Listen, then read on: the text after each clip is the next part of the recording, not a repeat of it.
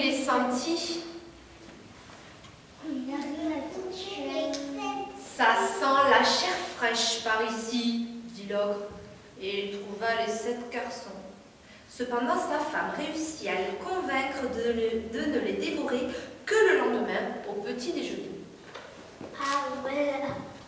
Durant la nuit, Poussé trouva la chambre des 7 filles de l'ogre. Il en avait 7 lui aussi. Et vous savez ce qu'il fait, petit Poussé, qui était très intelligent? Il échangea les couronnes des filles contre les bonnets des garçons. Ainsi, l'ogre se tromperait sûrement entre les filles et les garçons. Puis, il s'enfuit bien vite dans la forêt avec ses frères. Au petit matin, l'ogre affamé ne vit que les petits bonnets. Il toucha, il se jeta alors sur ses filles et les dévora. S'apercevant de son erreur, l'ogre hurla. « Vite, mes bonnes des 7 lieues, je vais trouver ce Poussé et me venger !» Et l'ogre se mit en chasse après le petit Poussé.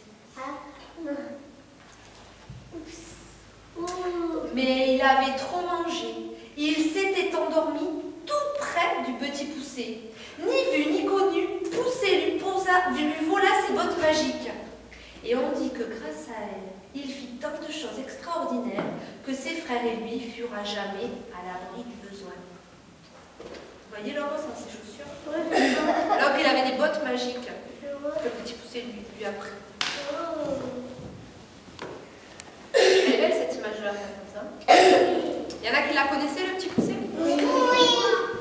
C'est la même? De lune, il se tenait caché au bord de la route. Vous les voyez, les 3 brigands? Fusil. Mais oui. Ils faisaient peur à tout le monde. Lorsqu'ils apparaissaient, les femmes s'évanouissaient de frayeur, les chiens filaient ventre à terre et les hommes les plus courageux prenaient eux-mêmes la fuite. Tout le monde avait peur des 3 brigands. Les courageux. Si des voitures passaient, ils soufflaient du poivre dans les narines des chevaux et naturellement, les voitures s'arrêtaient. Alors, ils démolissaient les roues à coups de hache.